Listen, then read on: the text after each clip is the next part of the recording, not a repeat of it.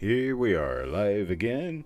1970s Bank of America original Batdorf roll. Now, Batdorf was a patent made in 1915 by a gentleman by the name of Charles Batdorf, and he invented a hand crank roll that actually tightly rolled the coins in paper.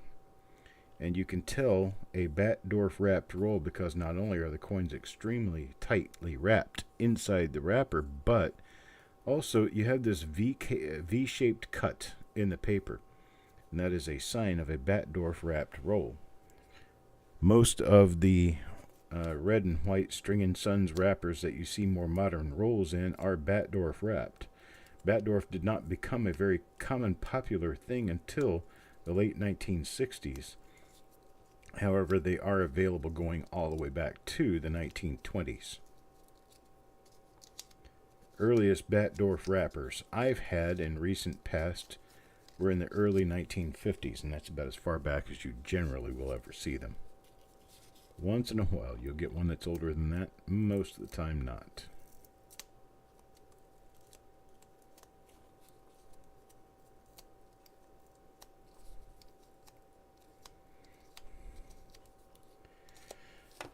Alright, here we are. Gonna pour the coins out and see what we've got.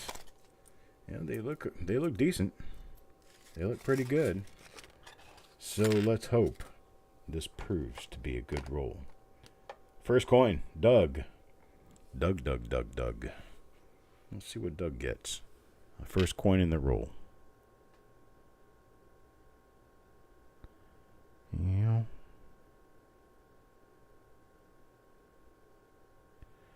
Do get a double die.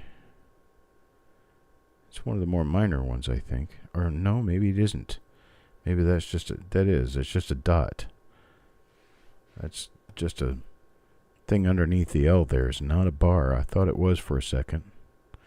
We'll check the reverse on the first 10 coins. We're not necessarily really looking for the reverses on these because, well, there's nothing known. There are two 1970s double dies known. Both of them are for proof reverses. Yeah, I know, Doug. Sorry about that. Wonk, wonk, wonk, wonk.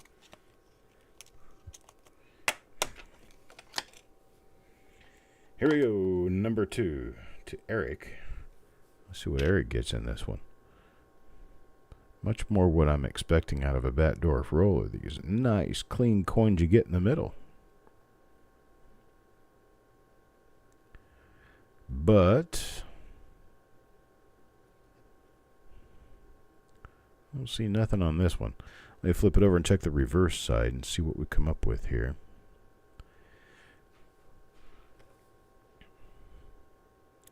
Welcome back to our nature show from the most southern reaches of the Patagonian forest. Here, winter starts in March and doesn't end until October. Okay. Let's see. I got 2 coins in a row that had nothing on them. Here comes a third coin for Ant. This one's for Ant now. Nice little dot going on there between the 9 and the 7, but it doesn't really measure up to be much of nothing. Unless there's some doubling somewhere that dot becomes a marker of. And I'm looking now to see if I can find anything correlative to the effect of that marker. And nothing. Got some little spotties on this thing. Means that this roll was probably stored in some extreme weather, heat or cold. Gave it those little freckles. Bunch of little freckles.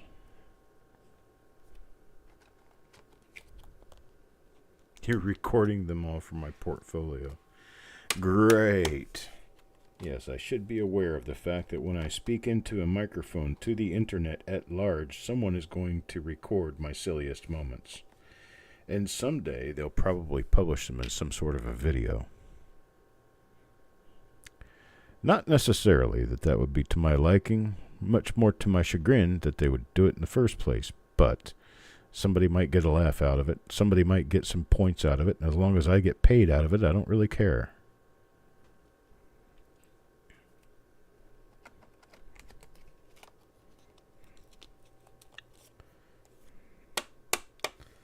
So back to the Romanian highlands of Transylvania.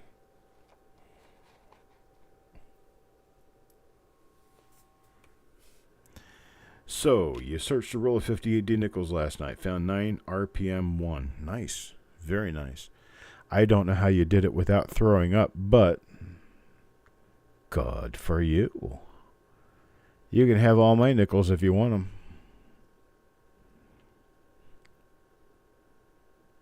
Oh. We're seeing something a little rather strangely, apparently interesting here, where you have extra thickness on the height of the L in Liberty. Yeah, right. Nickels. I'm gonna hold this out. Let's see if I can figure anything else out with this. It looks interesting. I can't tell you what the hell it is, but it's interesting. So, Paul, we're going to hang on to your coin here for just a bit. No fear, though. It will be returned to you. Frosty. Oh, my God.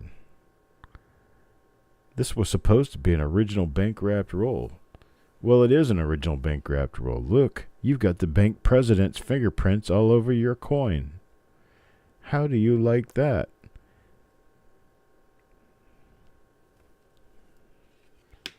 This is a Spicoli coin here. What? Oh, check that out. It's almost a missing FG. And if I turn it this way, the FG will almost completely disappear. But it's not. Is that a floating roof as well? Maybe we should be checking these for floating roofs. Nope.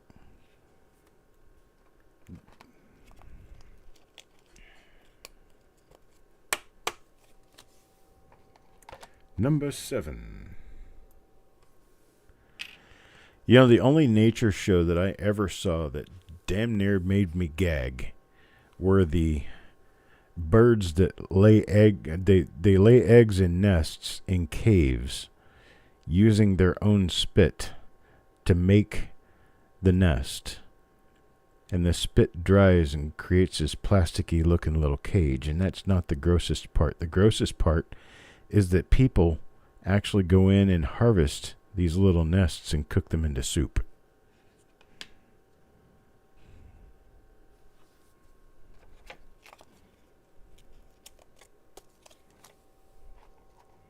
Think about that next time you have soup at a Chinese restaurant. Soup at a Chinese restaurant. Because that's who likes to do the little gross soup trick with birds' nests.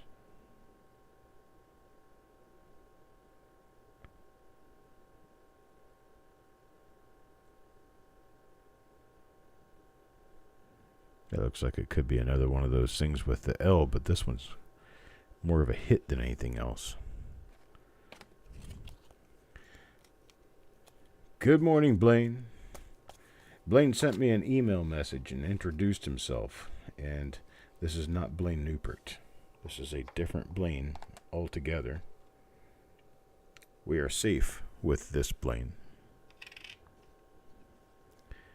Been collecting for a while, been watching us, and finally decided to register and become a member of our family. I'm going to go ahead and give him a blue name now.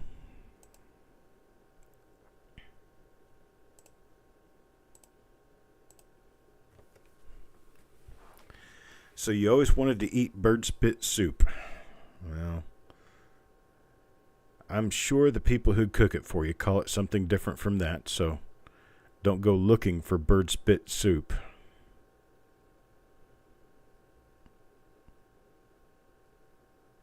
Yeah, well, we never know how much I might regret what I do in the future.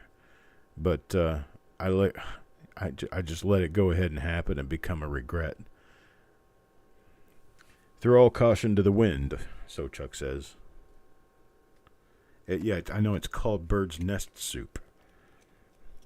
But I call it bird spit soup because that's what it is. You can call it a nest all you want, but if it's made of spit...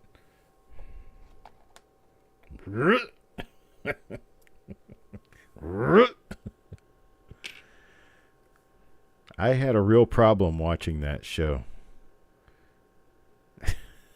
Watching people glop bird snot up out of a bowl with a spoon. Dude, you guys can have every bit of mine. If you're hungry, take more. I won't be eating it.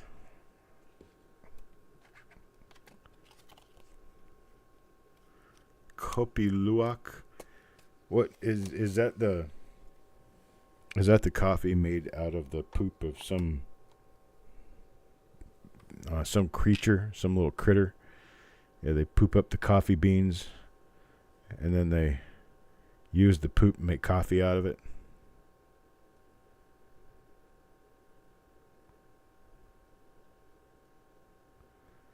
You're from Florida and you eat a lot of questionable things. Where in Florida are you from? What part of Florida do you live in? Or you may not live in it anymore if you're smart, but Civet eats coffee and poops it out. That's right, Civet poop coffee. I'm from, well, I lived in Florida for a while. I think everybody did at one point or another. It's kind of a rite of passage of being an American. You have to live in Florida, New York, or California at some point in your life. And if you haven't, then you've just not experienced the American dream.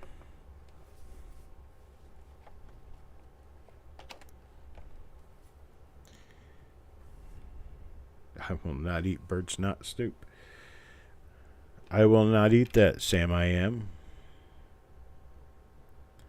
I will not eat it with a goat. I will not eat it in a moat.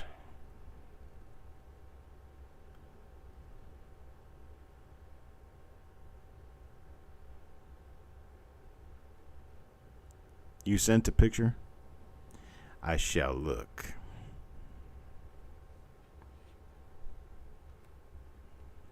Gainesville and Cedar Key. I am familiar with Gainesville and Cedar Key. My wife was in Gainesville last week.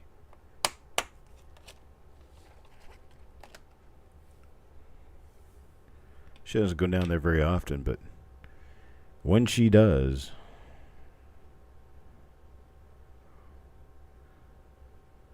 Let's see. This is actually a slightly shinier, nicer looking coin than some of these in here. I'm a little disappointed at the condition of some of the coins in this roll. I thought it was going to be like El Perfecto roll, which Batdorfs can often be. Doug. Mr. Rizak. Let's see what we got. I mean, these are really shiny coins. Don't take anything away from that. But this one got that brown spotting on them. It just kind of takes away from the overall eye appeal.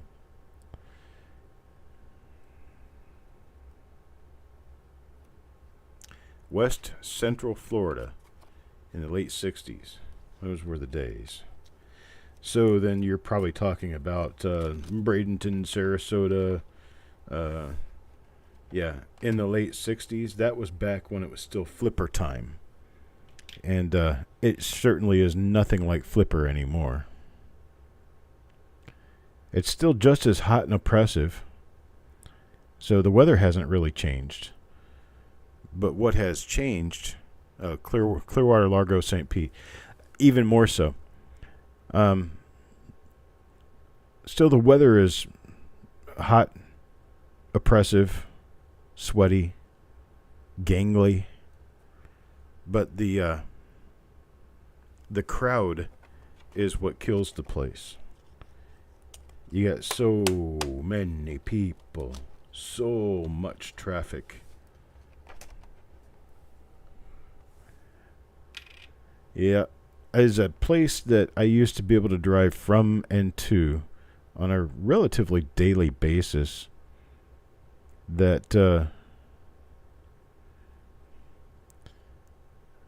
took me about 10 to 15 minutes to make that drive from work to home.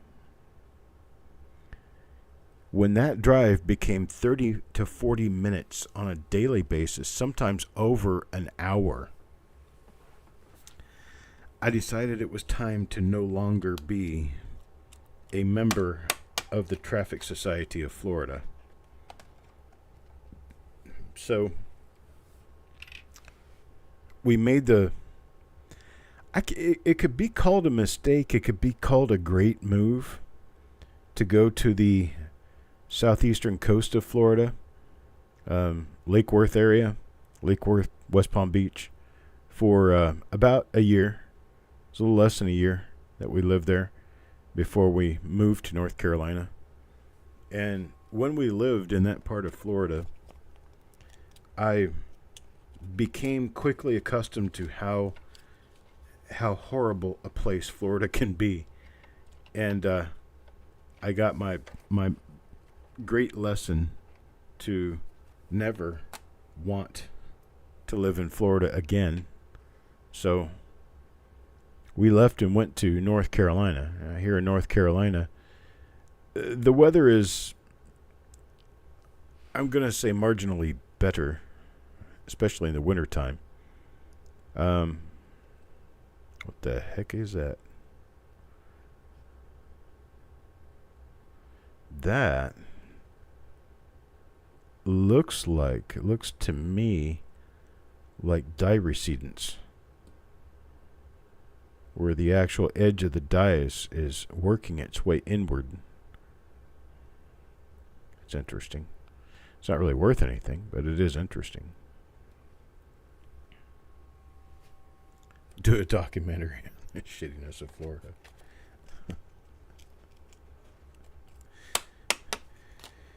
Yeah, it's one of those places where often brain cells are lost on a regular basis, being angry over not yet being home to have your macaroni and cheese because the traffic is all working against you.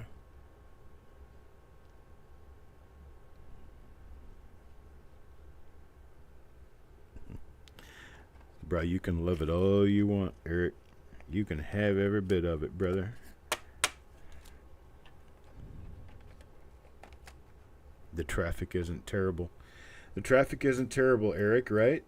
Get an afternoon appointment at NGC, let's say between 4 and 5 o'clock, and drive there from your house. And tell me the traffic isn't terrible. You'll end up on at least a 20-minute standstill somewhere on I-75 going north around Clark to Bee Ridge Road. And, you got another 3 miles to go to your exit. Can't tell me traffic isn't terrible there. Traffic is horrible. It's nightmarish. It's the thing nightmares are made of. Inglewood in the 80s and 90s was a special place. That's nice. But Inglewood now? Phew. Yeah, no thanks. I even went down that way quite a bit when I lived there. I used to go to Minnesota Beach. And Minnesota Beach was a special beach because they had a lot of shark's teeth. And I loved to sit in the sand and look for shark's teeth. But the traffic became so horrible, so horrendous, trying to get north and south from Bradenton to Minnesota Key or Minnesota Beach and back. It went from being a 20 to 30 minute drive from my work to over an hour to get from my work on University near I-40 or I-75. I'm sorry. University near I-40 all the way down to Minnesota Key used to be a 20 to 30 minute drive. And I think it's probably 30 miles. And the last time I tried to go down there from my workplace, it was over an hour drive.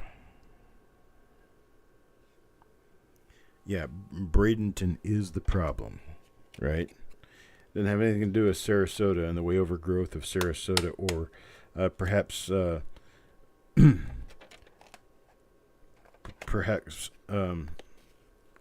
whole Lakewood Ranch area, which is now probably 4 times the size it was when I first moved there.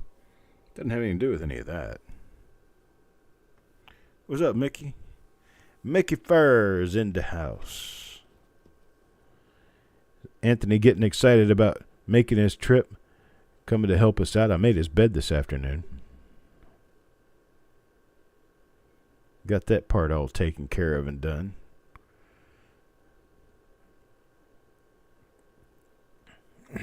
Got a few things I'm going to want to try to take care of at some point between now and then.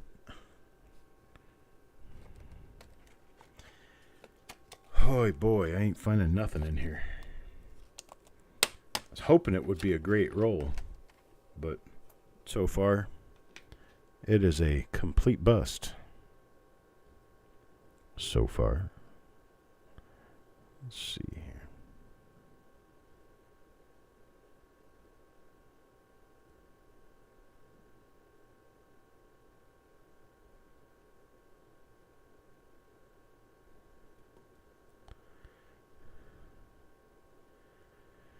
I think that's just thicker than other dates maybe.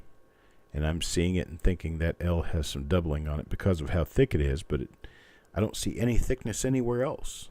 That's my problem here. When's the party at Chuck's? Whenever you guys want to have it. Whoever brings me my tomahawk steak gets in free. Eric, your coin awaits. Now, which Eric am I? I say Eric and I'm talking to half the audience. Unfortunately, it's a dud. Yeah, whoever brings my tomahawk steak gets in free.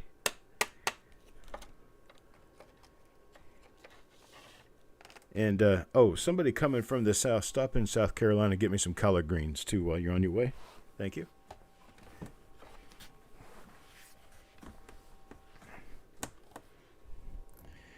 And I've decided that rum and Coke is my drink of choice. Water early, rum and Coke later.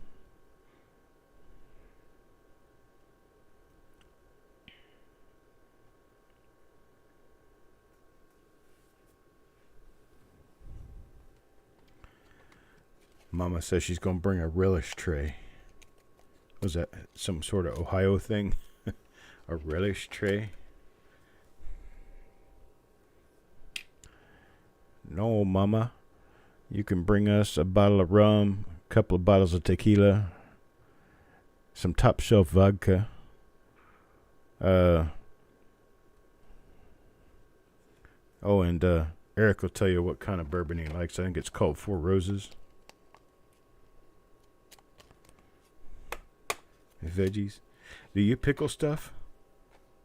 Do you know how to pickle hot peppers? If you know how to pickle hot peppers, let me know.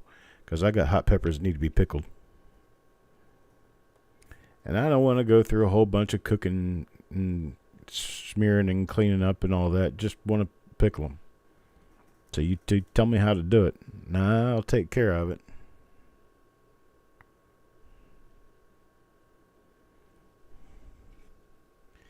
We'll have a live attendance on online for those of you who can't attend in person. I'll stick my phone in the smoke in the grill so you can smell the steaks cooking. I might even get out lobster for this. Steak and lobster. Yeah, y'all better dress up nice.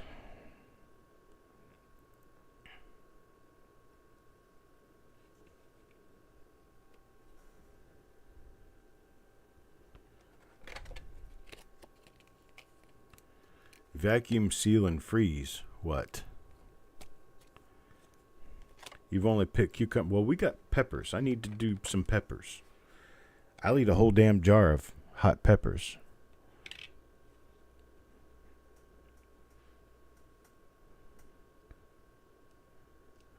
Well, there's some coins that would be really interesting here if they had any doubling on them.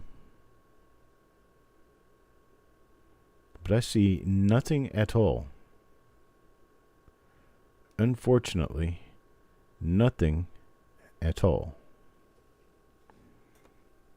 They're pretty coins. There's nothing wrong with their condition for the most part. I don't, no. Listen, okay, listen.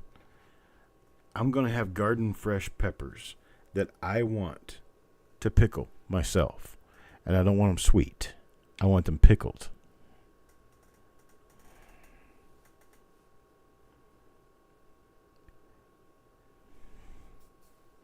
If any Peter here can peck a pickle pickle a peck of pickled peppers. You want to pick a peck of pickled peppers. Oh, look at that. Ooh, that's neat. That's a grease-filled die right there. Missing the I of in altogether. God. God. God. We trust. Well, I want to know how to pickle them. I want to be Peter Piper.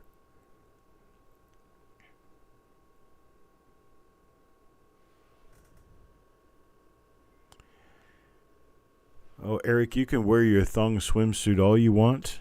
You just can't be with any of the other people. We'll have to lock you in the closet. It's going to have to be in the big closet because you won't fit in the little closets.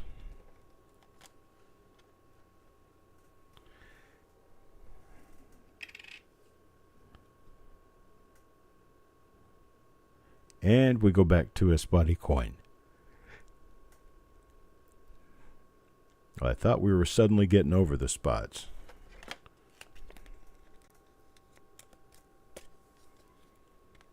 Water, salt, vinegar, and pickling spice. Great. Awesome. What do? Throw them in the yard? You throw them down the sink and then you do something?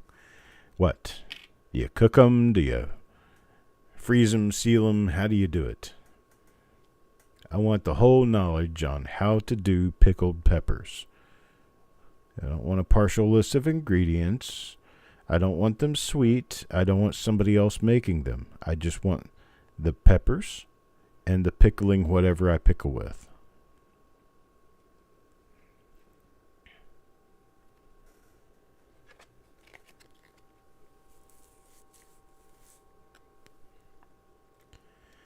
"2006 posted on your Discord yesterday has a really big struck through. I have no idea what it was struck through though. Could be pretty much anything. Hot pepper and a good vinegar and pop them in the fridge. Long term, put them in vacuum sealer for the freezer. Simplest route. You gotta ask Peter. Well, I'll find Peter then.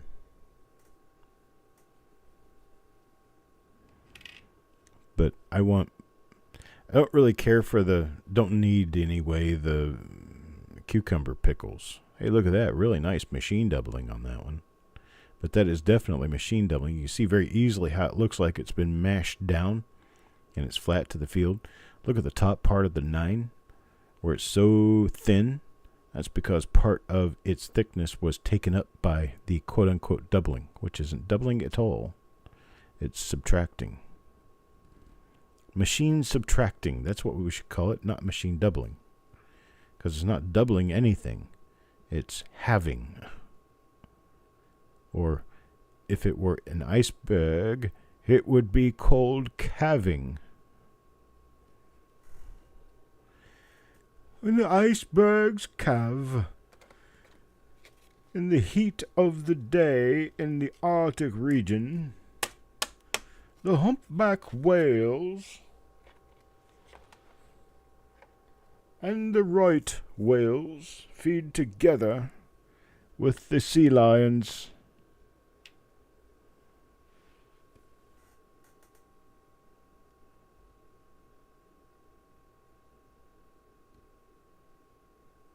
That is a large area.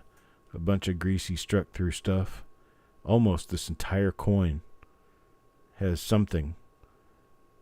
This is a BU coin out of an original roll. Don't forget that. Look how flat that is. You gonna push your reveal to tomorrow?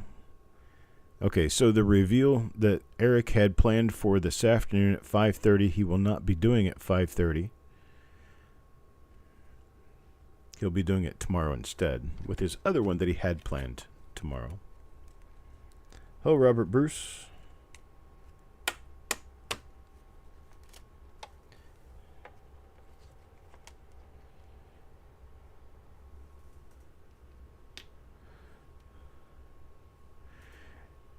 There's another one of those with that thing right in the middle between the 9 and the 7. It's got shot right between the eyes. Little tiny bit of a flake on the edge there. A little lamination flake right along the rim outside the L of Liberty.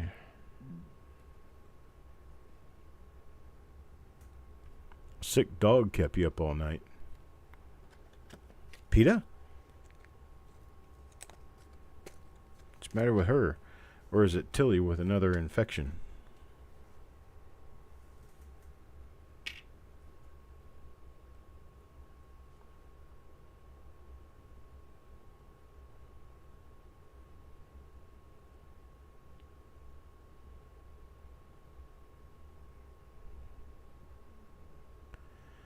Six teeth pulled. Man, that is so not fun sounding. Ouch! Whining all night, I imagine.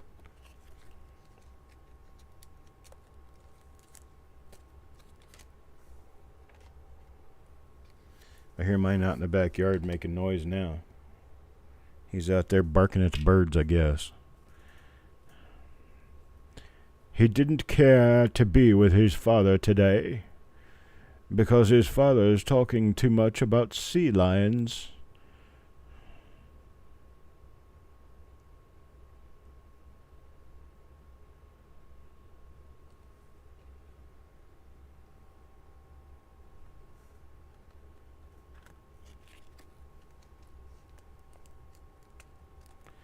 Very nice, DC.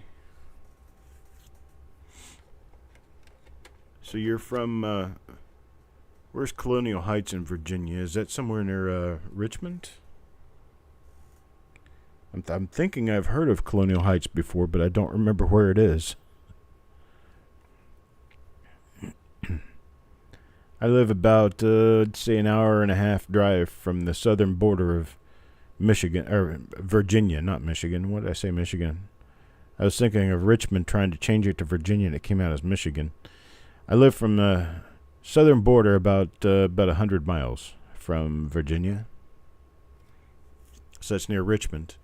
I should come up there sometime.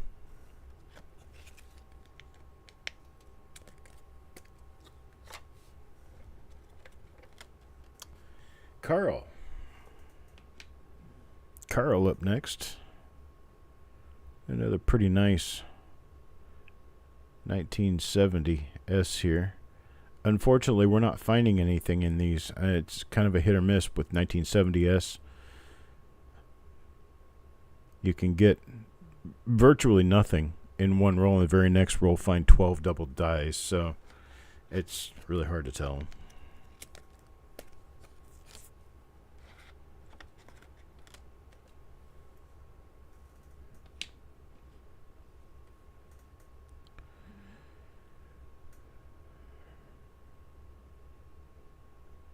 Another one with spots. Another one bites the dust. Well, here we go.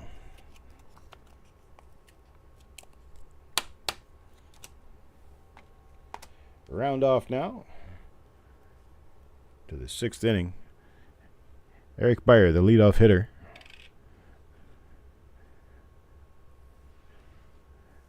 Two and four for the day. Winds up for the pitch. And curveball, low and outside.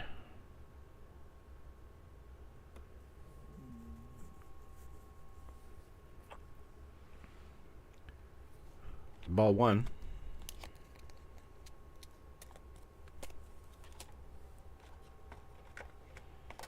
Next batter, Sureg. Here, the 275 lifetime batting average over a 3-year career.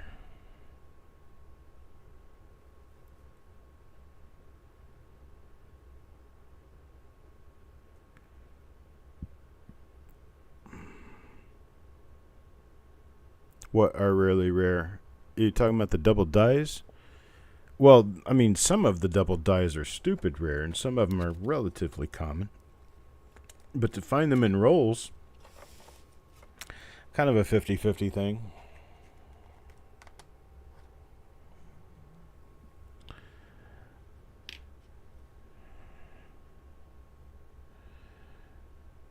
Dun dun dun dun dun dun.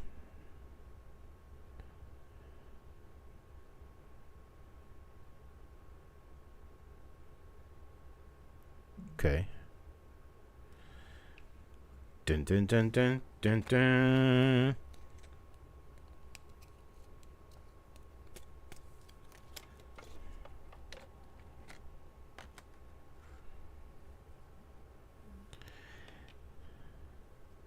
Now batting fourth, number 37, Eric Maith.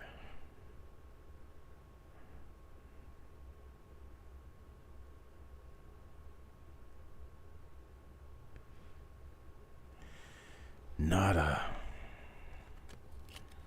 Ugh. Well, number 46 now. Hey, Eric Beyer, are you still up for the show at 7 p.m.? You take yourself a nap and get ready for it so that we can go ahead and have it this evening. I'm going to go ahead and start doing the visuals and get everything together. We're going to be talking about the direction of spread in RPMs today. Give you a little map and show you some examples of RPMs. Eric, start thinking of some of your favorite examples of RPMs that you could show us under your scope of some of the different directions of spread.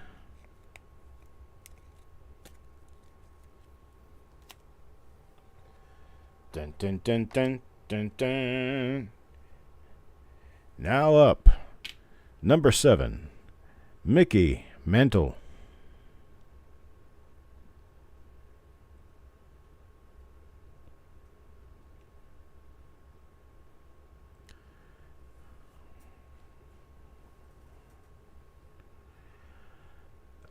No, not a new streaming software. We're going to use StreamYard. Been around for a long time. Caught nothing going on there.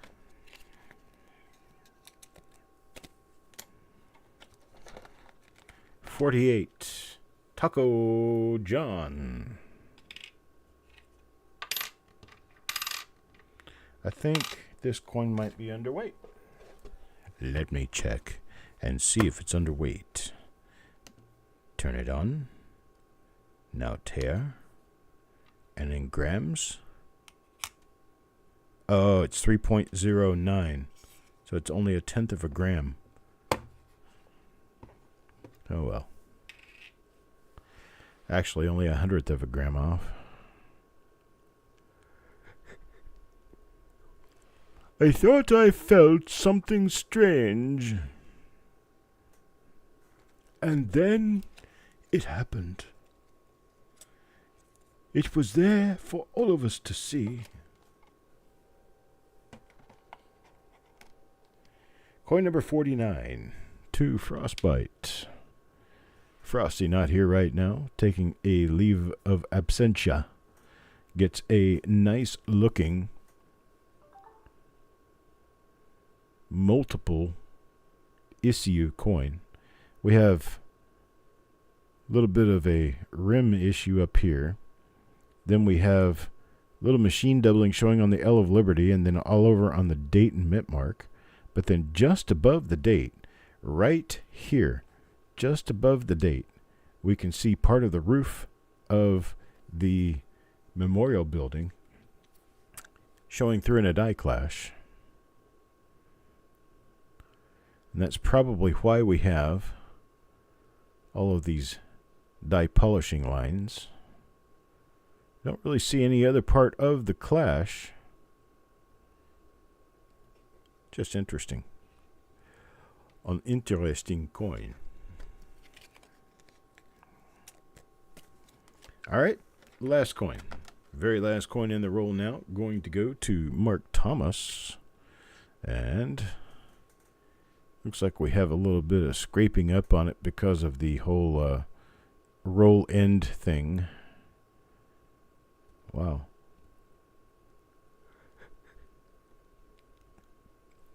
Looks like he's had a something-ectomy to his forehead.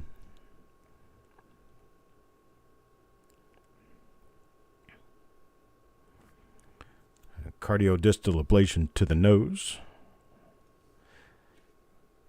And no double die. It's another slightly unfortunate one. Guess I can put my scale away now.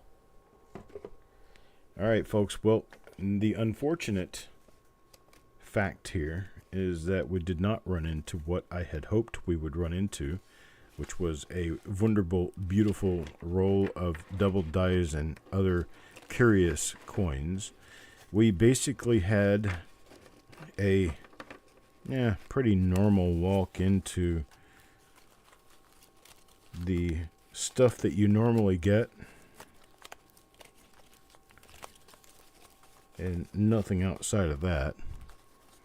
But we did do well in that we got the show done. Now, we're going to have a bag reveal this evening on a 1989D mint-sealed bag. That mint-sealed bag is going to be an original mint bag from 1989 Denver. And if you want in on that, you can still get in on it. We're going to be doing those at $1.25 per pair of coins. $1.25 per pair of coins.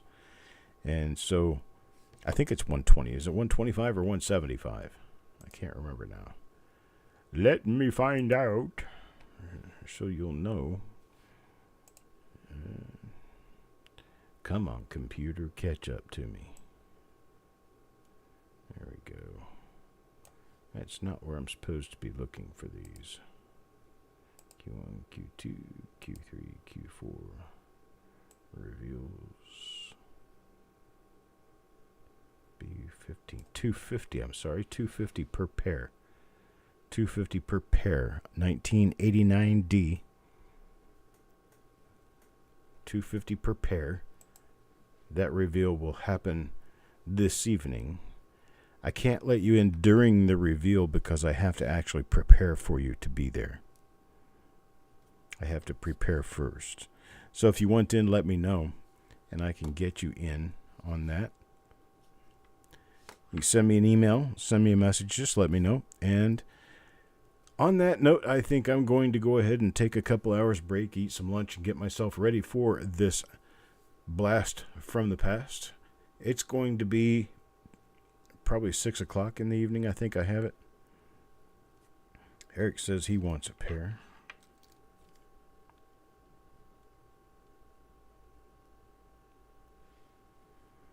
$10 pair for Eric Math.